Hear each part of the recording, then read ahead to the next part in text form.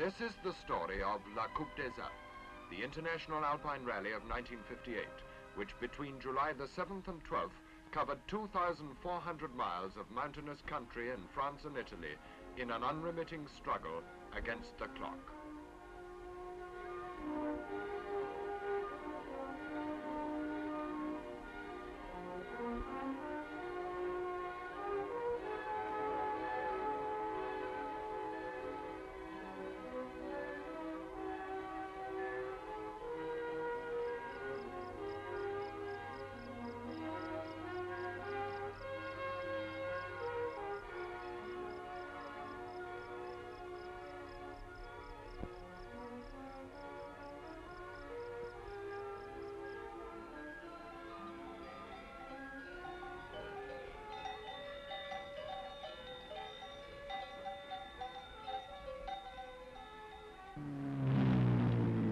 The route was divided into three distinct stages. The first, from Marseille to Brescia, a little over 600 miles, was virtually non-stop for 18 hours. Across an endless succession of passes, several climbing to over 8,000 feet, through miles of narrow gorges on little-known roads, with no less than 20 time controls, each to be reached at speeds of the order of 1 kilometer per minute.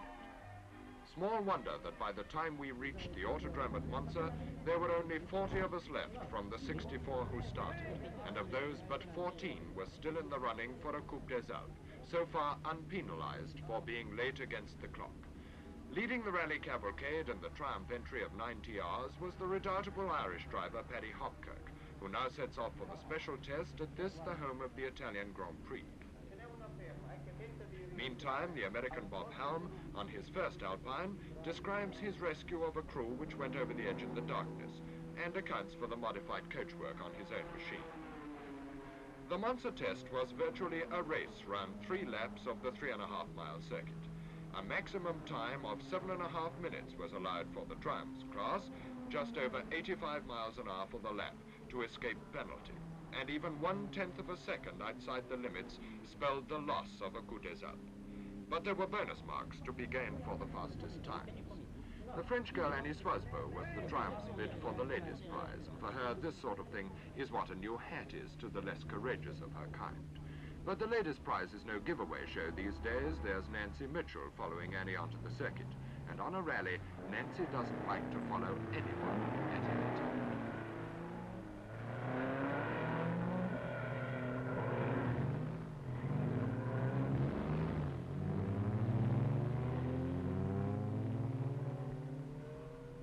The cars were grouped roughly into classes for the racing, and prominent now amongst the smaller cars was the Standard 10 of Cyril Corbishley, as usual the thorn in the flesh of the Continental Light Brigade.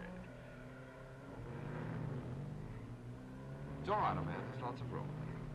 Mind you, it was still early in the morning. We'd left Marseille the previous afternoon, and the time had come for something to steady the morning sickness. Now let's not mess about, Jimmy Ray.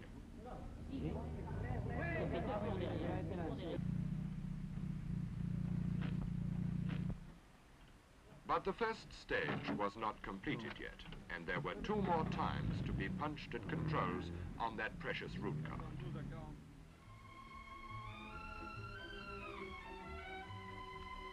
It was typical of the event that the apparently simple run from Monza to Brescia was plotted on elusive minor roads, and at Alpine averages, there never is much room to maneuver. 1 mistake, 1 second lost, and your Alpine Cup is lost till another year.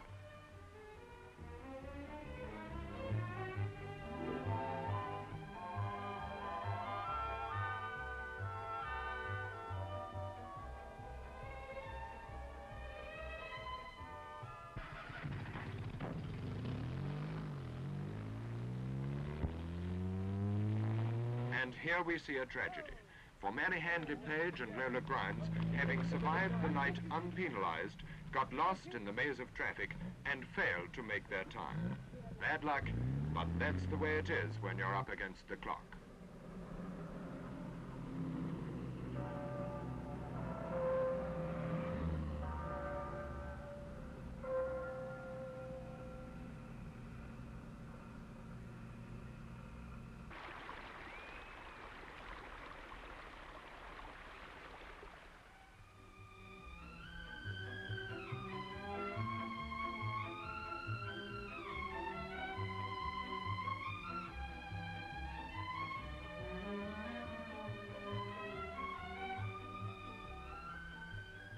At Brescia, of the 64 starters, but 38 cars were left under guard for the 16-hour rest period. And for once, Maurice Gatsonides, Alpine Cup winner in the previous 2 consecutive events, was missing from the Triumph team, one of the crashes of the night. A driver left alone to sleep recovers, but after their hammering, many of these cars were in need of more active help, which is forbidden on the Alpine.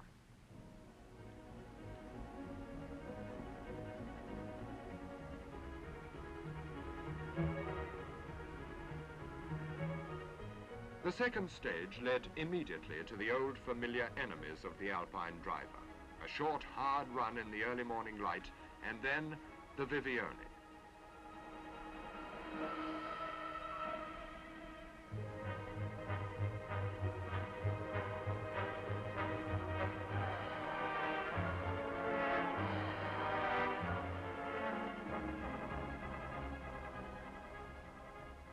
Still leading the way and unpenalized, Hopkirk and Scott with their TR3. Also unpenalized and driving with cool efficiency, number 403, Keith Balisette, a distinguished newcomer to the Alpine, is chased by Ward, about to modify his left front wing. Desmond Titterington from Belfast, who allows that even the Circuit of Ireland has nothing quite like this.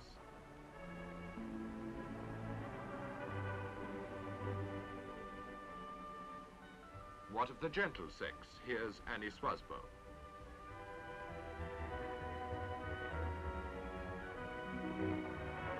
And this is Pat Moss in Brother Sterling's well-blazed trail. While Jack Sears, if he didn't have other things to think about, with Nancy Mitchell on his tail, might well feel hemmed in. Twice victor at Le Mans, Ivor Buell. The dashing Frenchman, Claude Storres. And Bob Howell, like the soul of his distinguished countryman, marches on. The man who in 1956 won the Monte Carlo Rally, Ronnie Adams, another Ulsterman. His car bears witness to a close introduction to a fellow competitor. And now watch closely as Frank Grimes' co-driver, Gordon Shanley, is momentarily deceived by the deep shadow on this treacherous corner. But press on, says Frank, we're still motoring. Edward Harrison, reigning British Trials champion, carries on the family motoring tradition. And Tommy Wisdom, who somehow finds time to write the story for about a dozen editors as well, and was partnered by fellow journalist Jack Hay. And there's something for Tommy to write about. I wonder if the Frenchman Capraven remembers that last time the Alpine passed this way, those railings weren't there.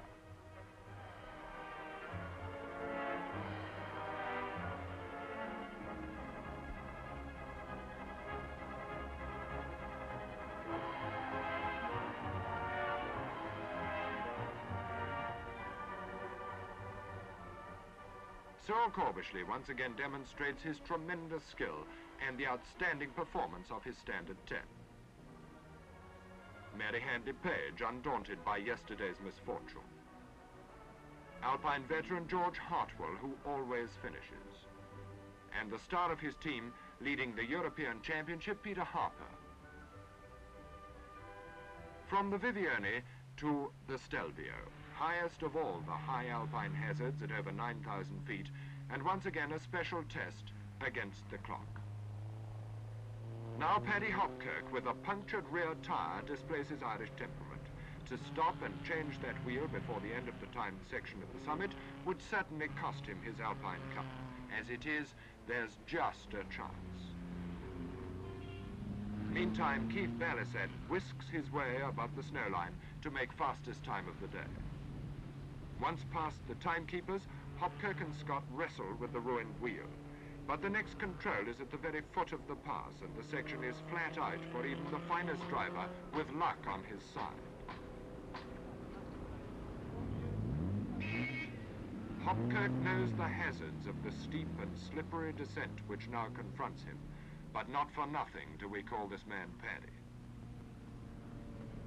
Incredible to relate, the Stelvio was open to normal traffic during the Alpine climb, but fortunately Desmond Titterington, as he encountered this happy tourist, was out of earshot.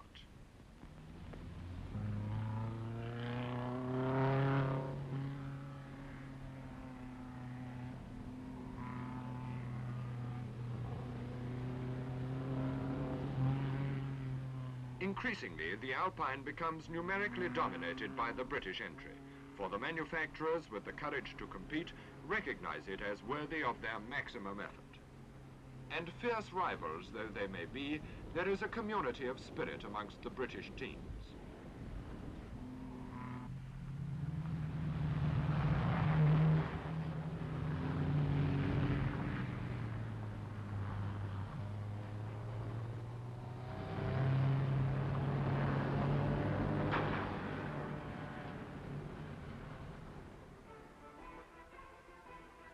Its summit well above the summer snow line means that the Stelvio is invariably wet on its upper hairpins. It's steep too, but you'll have to accelerate hard downhill if you're to make the Bormio control against the clock. Accelerate, hold your breath, brake, change down, slide, accelerate. And all the time, you can almost hear the seconds tick away.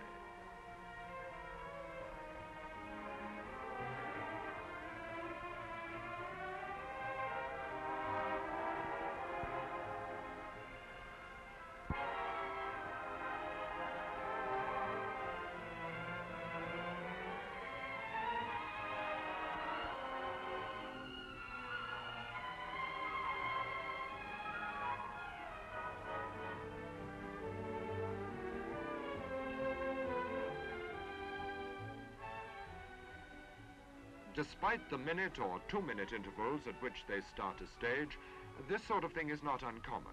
And though balking is rare amongst Alpine drivers, in a situation like this, both invariably lose time. Oh, well held, John Spritzel.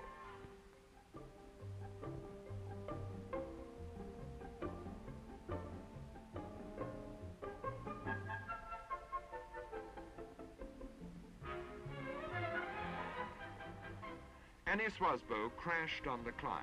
She tries desperately to recover elusive seconds, but the fan is pushed into the radiator and the engine seizes at the next control.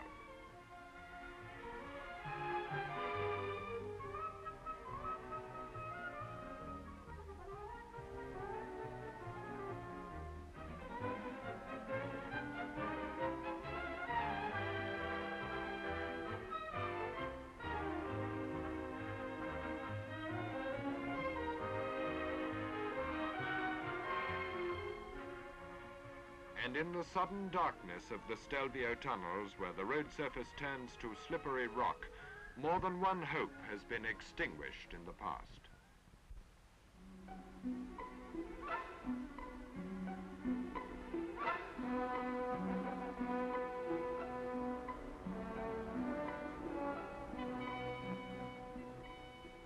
Immediately after the Stelvio comes the Gavia, almost as high at over 8,500 feet, and by common consent, the most frightening of the 70 named passes on the route. It's 26 miles from control to control. The time allowed for the triumphs was 57 minutes. And if that sounds easy, well, how does it look from the driver's point of view?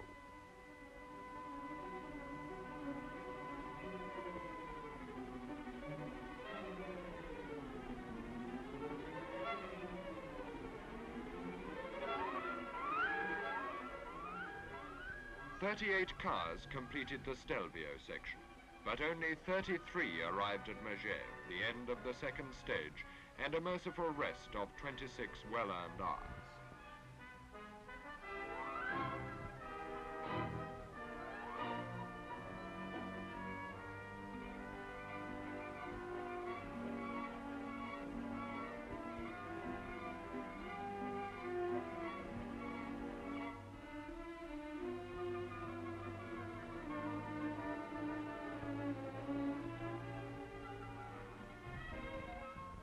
The early morning of the rally's 5th day found the few surviving competitors high in the French Alps on the Col du Frêne, with nearly 100 miles of the final stage already behind them.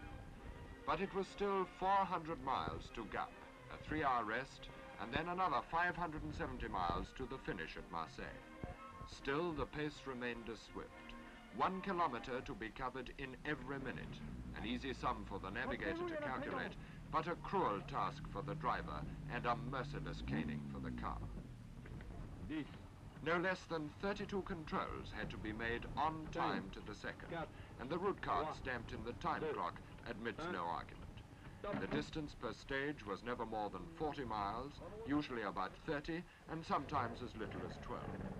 Until it has been experienced, the cumulative effect of this constant struggle is hard to imagine. Progressively, nothing seems to matter anymore, except what time is it, how far is it to the next control, and how many minutes do we have to get there?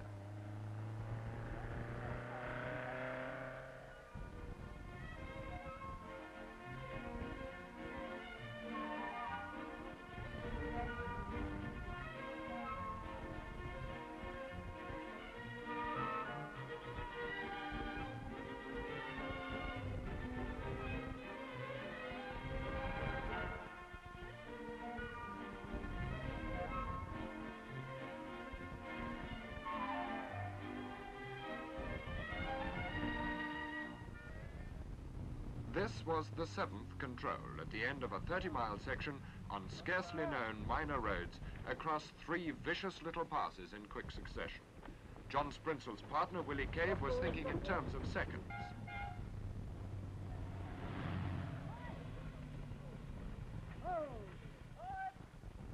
The Italian Bersaglio seemed less concerned and in fact had lost more time already, but was still in a hurry.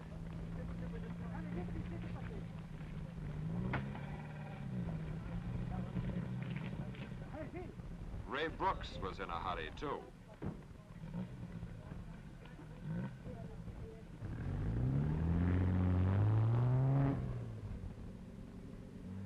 But Cyril Corbishley and the Standard 10 at least appeared to have matters well in hand.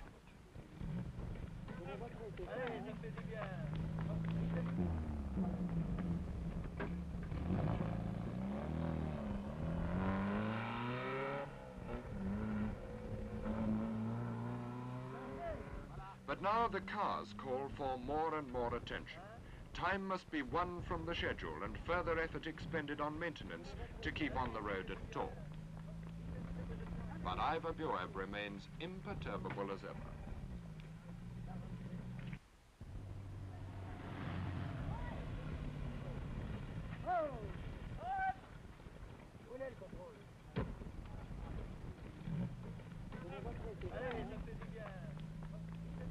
Once again, what of the ladies? Pat Moss displays the family characteristic of determination. And even Nancy Mitchell looks, for once, a shade disheveled.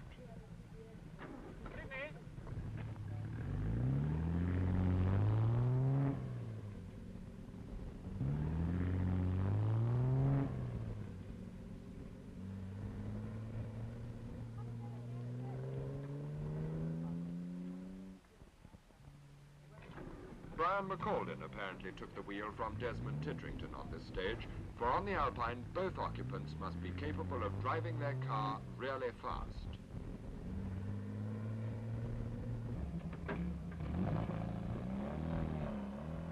Frank Grimes determined to finish if he and Shanley have to carry the thing. And after all, what's a missing door or two?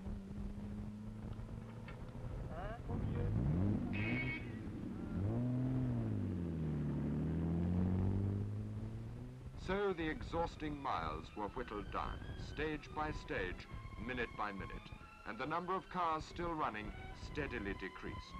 John Gott lost a wheel, Ivor Bueb crashed, the sole surviving AC retired, the gallant Cyril Corbishley was forced out when his gearbox seized, and the Swedish driver Andersson, well placed in the European Championship, was not to see the finish. Cuth Harrison was still motoring, though penalized.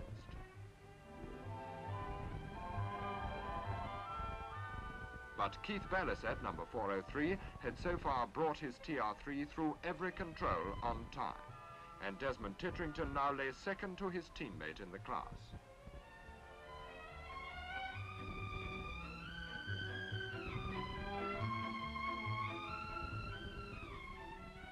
Pat Moss, though penalized now, was leading the ladies, but worried sick by oil from a breather causing clutch slip.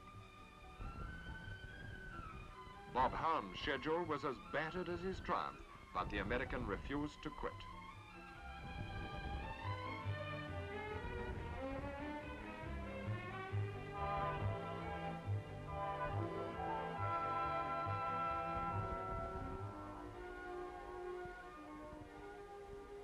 100 miles from the finish came the last of the special sections on the road, the 13-mile timed climb of Mont Ventoux, which towers over 6,000 feet in the western Maritime Alps. Here, more than one exhausted crew wondered vaguely how they'd got to North Africa, and anyway, they'd motored far enough. This was a speed test, as its predecessors at Monza and Montreval, a maximum time allowance to be beaten to stay clear of penalty, and bonus marks for the fastest times by classes. There had also been so-called regularity tests on the Alos and Izoard, where a minimum as well as a maximum time was set.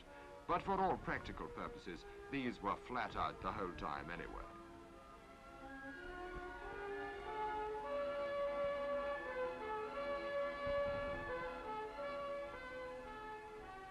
Peter Harper now looked well set for his first Alpine Cup after so many gallant efforts in the past. Keith Balasat found Mont Ventoux no problem. Desmond Titrington, though tired, was happy in his work.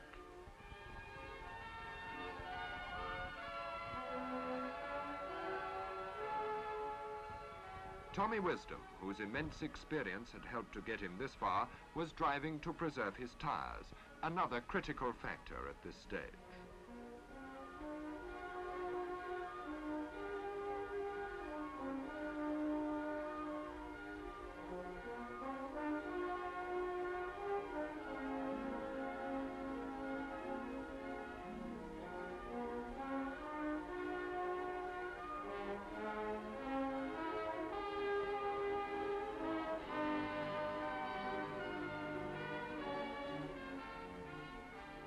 And now, the run into the finish, still at the same swift 1 kilometer per minute rate of progress. Ahead, the final test, the scrutineering, things to remember, things to do, and mind and muscle slowed by heat and fatigue, and the relentless struggle against the clock. Borley Park, on the outskirts of Marseille, and only 25 cars were counted at the last control. Of these, no less than 20 were British, 1 French, and 4 Italian. Edward Harrison was one of the 7 unpenalized. Capraven drove the only French car to finish this French classic. Balasat and Titrington's Triumph TR3s preserved the marque's reputation in this rugged event. Frank Grounds and Gordon Shanley got there. And John Sprinsel and Willie Cave had used a tin opener to win their class. But still, there was the final test, another race round 5 laps of the rough and broken 1-mile circuit named after Jean-Pierre Vimille. John Sprinsel treated the whole thing like a Continental Brands hatch. Balasat was once again swift and faultless. Peter Harper made the fastest time in his class. Pat Moss knew she had but to finish to win the ladies' prize. Tommy Wisdom was certain of second place to Sprinsel in his class.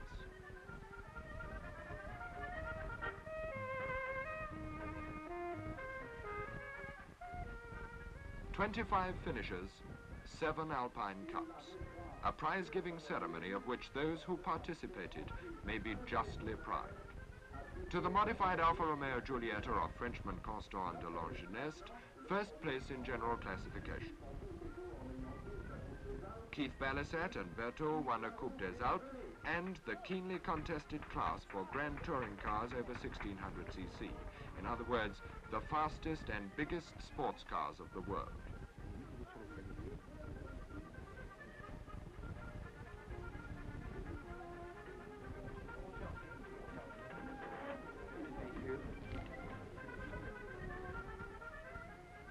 To the Ulstermen, Desmond Titrington and Brian McCaldin, further honours to their ever-growing score of success. Their TR3 was second in the class to Balasat's.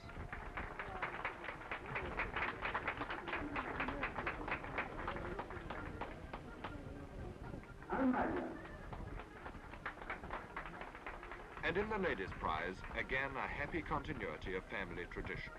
Pat Moss proves she's not just basking in reflected glory, and Anne Wisdom starts young in the distinguished footsteps of her parents. And Poplar looks pleased for every reason. Nancy Mitchell, reigning European Ladies Touring Champion, this time takes second place to her teammate Pat Moss. John Sprinsel and Willie Cave, collecting the silverware for their class victory, resolve to have that tin opener gold-plated.